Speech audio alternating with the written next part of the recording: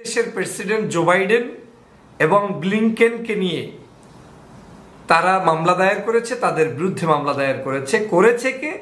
তিনি হচ্ছেন আওয়ামী লীগের একজন সমর্থক বলেন, কর্মী বলেন। মার্কিন প্রেসিডেন্ট জো বাইডেন উনি ভীষণ ভীত এ কারণে যে আদৌ উনি রাষ্ট্র ক্ষমতায় থাকতে পারবেন কিনা, আমেরিকার প্রেসিডেন্ট আর থাকবেন কিনা সেটাই এখন প্রশ্নের মুখোমুখি। প্রেসিডেন্ট থাকা অবস্থায় উনি যে ভয়াবহ অন্যায় করেছেন। আসসালামু আলাইকুম সুপ্রিয় দর্শক বন্ধুরা, অবশেষে বাংলাদেশের নির্বাচনকে কেন্দ্র করে এখন সারা বিশ্বে ব্যাপক খেলা শুরু হয়ে গিয়েছে। দর্শক বন্ধুরা, আপনারা সকলে জানেন বাংলাদেশের নির্বাচনকে কেন্দ্র করে এবং বাংলাদেশের নির্বাচনের যত দুর্নীতি এবং অনিয়ম রয়েছে সেই সকল বিষয়ের বিরুদ্ধে রুখে দাঁড়িয়েছিল আমেরিকা এবং সেই সাথে বাংলাদেশের আওয়ামী লীগের সন্ত্রাসী বাহিনীর উপর মার্কিন ভিসা নিষেধাজ্ঞা জারি করেছিল জো বাইডেন। তো দর্শক বন্ধুরা, অবশেষে সেই সকল বিষয়গুলোর কারণে এবার মার্কিন আদালতে জো বাইডেন এবং স্টেট ডিপার্টমেন্টকে অভিযুক্ত করে আমেরিকার আদালতে মামলা দায়ের করেছে আওয়ামী লীগের পক্ষ থেকে। তো দর্শক বন্ধুরা, তাহলে কি এবার জো বাইডেনের সাথে খেলা শুরু করে দিয়েছে আওয়ামী লীগ? তাহলে কি আওয়ামী লীগের এত সাহস? তো দর্শক বন্ধুরা, তাহলে কি এবার জো বাইডেনের ক্ষমতা শেষ হতে চলেছে? তো দর্শক বন্ধুরা, সেই সকল বিষয়গুলোকে কেন্দ্র করে অত্যন্ত চমৎকার কিছু আলোচনা করেছেন বিএনপির সাবেক সংসদ সদস্য ব্যারিস্টার রুমিন ফারহানা। তো দর্শক বন্ধুরা, আপনারা ব্যারিস্টার রুমিন ফারহানার সেই আলোচনাটি শুনলে অবশ্যই বুঝতে পারবেন অবশেষে বাংলাদেশ থেকে জো বাইডেনের উপর মামলা করা হয়েছে।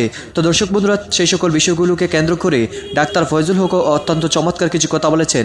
তো দর্শক বন্ধুরা, চলুন আমরা প্রথমে ব্যারিস্টার রুমিন ফারহানার সেই আলোচনাটি শুনে আসি। তাহলে কি এবার আওয়ামী লীগের এত সাহস হয়েছে, এবার জো বাইডেনের বিরুদ্ধে মামলা করে ফেলেছে? মার্কিন প্রেসিডেন্ট জো বাইডেন উনি ভীষণ ভীত এ কারণে যে আদৌ উনি রাষ্ট্র ক্ষমতায় থাকতে পারবেন কিনা, আমেরিকার প্রেসিডেন্ট আর থাকবেন কিনা সেটাই এখন প্রশ্নের মুখোমুখি। প্রেসিডেন্ট থাকা অবস্থায় উনি যে ভয়াবহ অন্যায় করেছেন, উনি যে দুঃশাসন করেছেন এবং উনি যা যা পদক্ষেপ নিয়েছেন তার মধ্যে উনি ভীষণ ভুল এবং অন্যায় একটি পদক্ষেপ নিয়েছেন, যে কারণে তাকে প্রেসিডেন্টশিপ তো পরেরই কথা, দূরেরই কথা, উনি আদৌ মার্কিন মুলুকে থাকতে পারবেন কিনা সেটা এখন একটা বিরাট প্রশ্ন। তার বিরুদ্ধে মামলা হয়েছে। মামলাটি করেছেন, যিনি মামলা করেছেন তিনি হচ্ছেন বঙ্গবন্ধু পরিষদের সভাপতি এবং বঙ্গবন্ধু কমিশনের চেয়ারম্যান। এই যে বঙ্গবন্ধু পরিষদের সভাপতি এবং বঙ্গবন্ধু পরিষদের চেয়ারম্যান, এই দুটি যুক্তরাষ্ট্রের। তার নাম ডক্টর রাব্বি। তিনি জো বাইডেনের বিরুদ্ধে মামলা করেছেন এবং তিনি বলছেন অর্থনৈতিক উন্নয়ন বাধাগ্রস্ত, সামাজিক অবস্থান সম্মান বিনষ্ট করার উদ্দেশ্যে অসাংবিধানিক ও অযৌক্তিক কারণ উল্লেখ করে বাংলাদেশের বিরুদ্ধে ভিসা নীতি আরোপ ও প্রত্যাহার চেয়ে অবশেষে যুক্তরাষ্ট্রের প্রেসিডেন্ট জো বাইডেন সহ স্টেট ডিপার্টমেন্টকে অভিযুক্ত করে আদালতে মামলা দায়ের করা হয়েছে। একটু লক্ষ্য করুন, অর্থনৈতিক উন্নয়ন বাধাগ্রস্ত। ভিসা নীতি দ্বারা অর্থনৈতিক উন্নয়ন কিভাবে বাধাগ্রস্ত হবে? ভিসা নীতিতে কোথাও বলা আছে যে এই প্রকল্প নেওয়া যাবে না, নিলে আপনার উপর ভিসা নীতি আরোপ হবে, কিংবা এই খাতে বিনিয়োগ করা যাবে না, কিংবা বিদেশ থেকে এই জিনিস আমদানি রপ্তানি করা যাবে না, কিংবা এমপ্লয়মেন্ট জেনারেট করতে যা যা করা দরকার তা করা যাবে না? কিছু বলা আছে অর্থনৈতিক উন্নয়ন বাধাগ্রস্ত করার ব্যাপারে?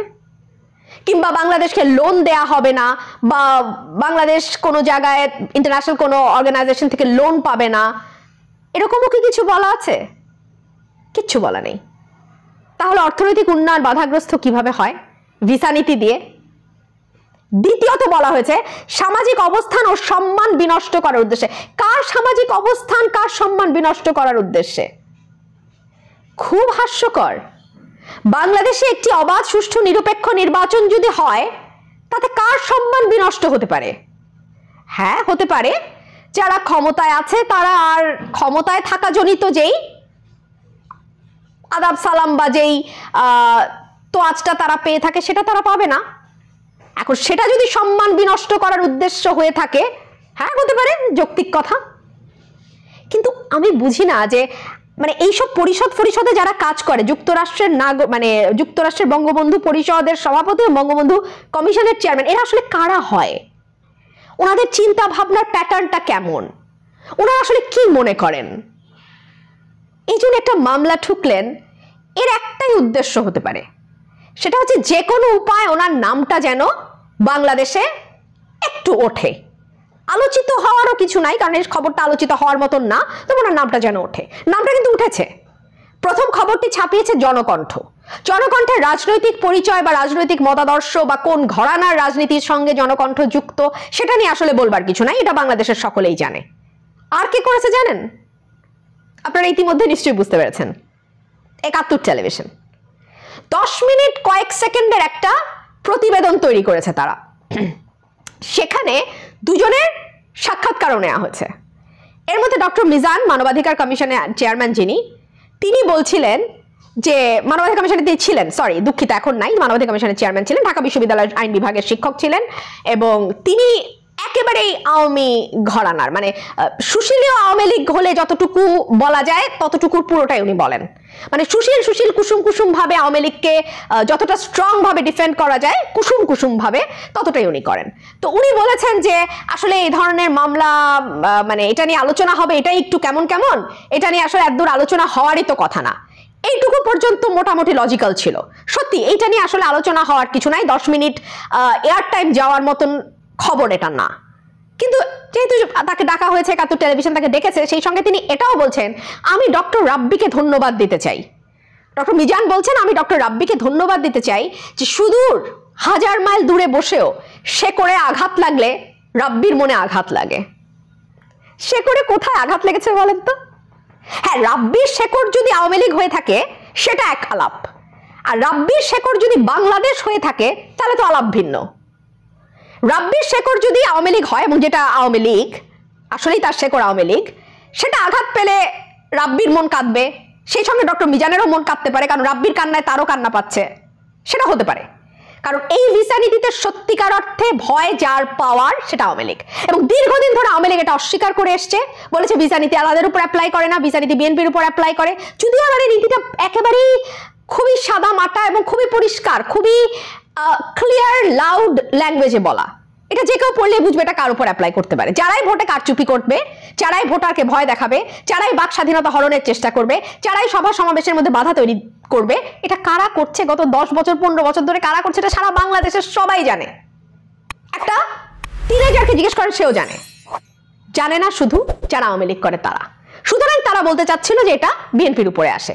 শেষমেশ প্রধানমন্ত্রীরা স্বীকার করে বললেন 20 ঘন্টা পাড়ি দিয়ে আমার আমেরিকা যাওয়ার দরকার নাই, এবং তিনি একভাবে মেনে নিলেন যে ভিসা নীতিটা তাদের উপরে কিভাবে এসছে। যদিও প্রধানমন্ত্রী কিছুদিন পরেই আবার যুক্তরাষ্ট্রে যাচ্ছেন, আপনারা ইতিমধ্যে নিশ্চয়ই জেনে গেছেন, যুক্তরাষ্ট্রে তিনি সফর করতে যাচ্ছেন, 20 ঘন্টা পাড়ি দিয়েই যাচ্ছেন। সুতরাং আটলান্টিকের ওপারেই তিনি যাচ্ছেন, মুখে যাই বলুক না কেন। যুক্তরাষ্ট্রকে অস্বীকার করা ডিফিকাল্ট, ভেরি ভেরি ডিফিকাল্ট, এবং for a country like Bangladesh it's almost impossible. যাই হোক, মামলা শুধুমাত্র যে বাইডেনের বিরুদ্ধে হয়েছে তা না, আমার ধারণা ব্লিংকেনও এখন দেশ ছাড়বেন ভয়ে। কি হয় বলা তো যায় না, কারণ এই মামলায় সেক্রেটারি অফ স্টেট অ্যান্টনি ব্লিংকেনকেও বিবাদী করা হয়েছে। মজা এখানেই শেষ না, বাঙালি যখন সার্কাস করে ওই সার্কাস বহুদূর পর্যন্ত যায়, এবং তা আবার আওয়ামী লীগ বাঙালি, এর সার্কাস তো আমেরিকা পর্যন্ত ছড়াবে, স্বাভাবিক। এই সার্কাসের মধ্যে আরো আছে বাংলাদেশের বিরুদ্ধে ভিসা নীতি আরোপের আগে মিথ্যা অভিযোগ দেয় রিপাবলিকান 6 কংগ্রেসম্যানকে আসামি করে আগামী 4 জুলাই অপর মামলাটিও অবশ্যই হতে যাচ্ছে। এটাও জনকণ্ঠের রিপোর্ট। আগামী 4 জুলাই মানে এই একদিন পরেই যারা যেই 6 জন কংগ্রেসম্যান রিপাবলিকান পার্টির চিঠি দিয়েছেন তাদের বিরুদ্ধেও মামলা হবে। সেই চিঠিতে কি ছিল? গণতন্ত্রের কথা ছিল, মানবাধিকার লঙ্ঘনের কথা ছিল, বাক স্বাধীনতা হরণের কথা ছিল, সংখ্যালঘু নির্যাতনের কথা ছিল, বাংলাদেশে আইন শৃঙ্খলা রক্ষাকারী বাহিনী কি করেন, কি আচরণ করেন, সাধারণ নাগরিকদের উপর তাদের কি ধরনের আচরণ, তার সবই ছিল। সুতরাং তাদের বিরুদ্ধে মামলা হবে। আমি জানি না এখানে 6 রিপাবলিকান কংগ্রেসম্যানের কথা আসছে, 6 ডেমোক্রেট কংগ্রেসম্যানের কথা কেন আসে নাই, আই ডোন্ট নো। এবং আমি অপেক্ষা করছি যে ইউরোপিয়ান ইউনিয়নের 6 পার্লামেন্টারিয়ানের বিরুদ্ধেও নিশ্চয়ই ইউরোপের দেশগুলোতে থাকা মানে ইউরোপীয় আওয়ামী বাংলাদেশিরা মামলা করবেন।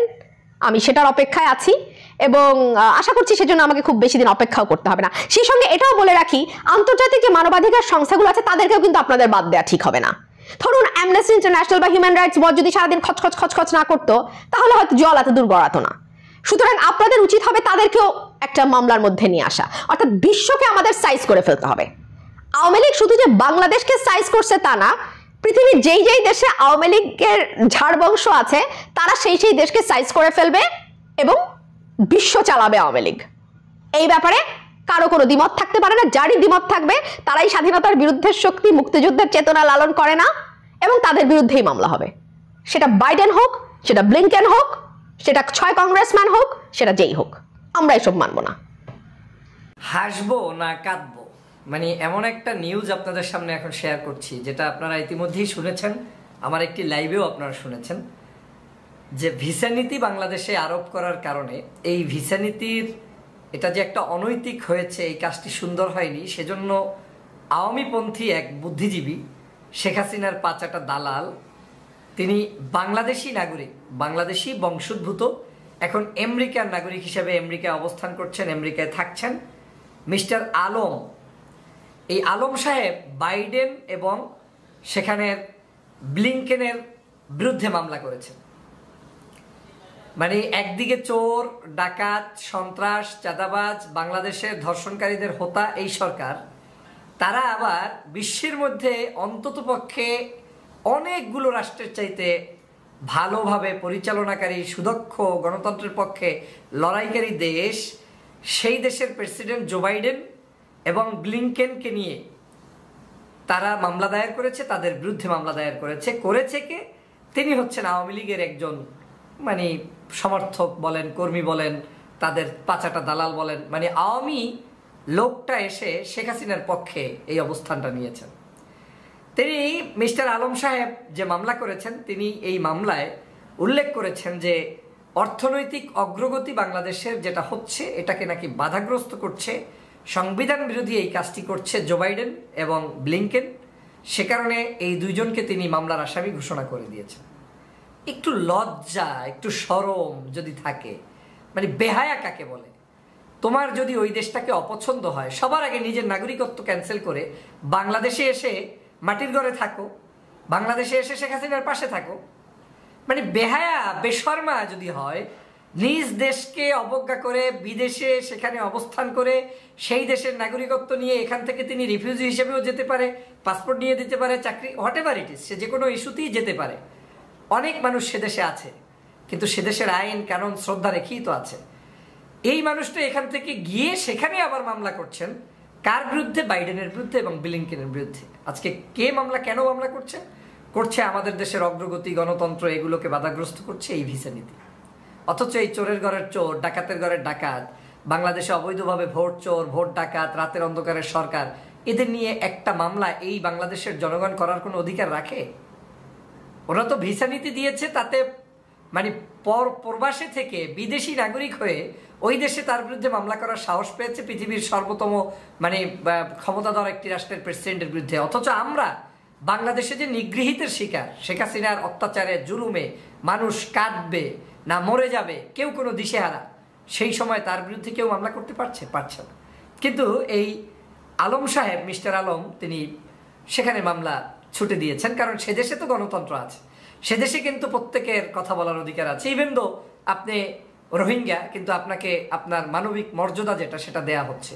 তো এই যে বাংলা রোহিঙ্গা যে গিয়েছেন মিস্টার আলম সাহেব, উনি কিন্তু সেখানে রোহিঙ্গা হয়েও মামলা করার অধিকার পেয়েছেন, কারণ ওই দেশে গণতন্ত্র সুসংহত।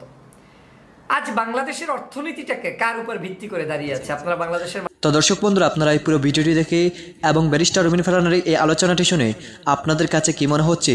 তাহলে কি এবার কঠিন চাপে পড়তে যাচ্ছে জো বাইডেন?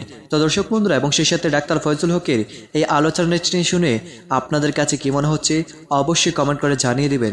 তো দর্শক বন্ধুরা, ভালো থাকুন, সুস্থ থাকুন, আল্লাহ হাফিজ, আসসালামু আলাইকুম ওয়া রাহমাতুল্লাহি ওয়া বারাকাতুহু।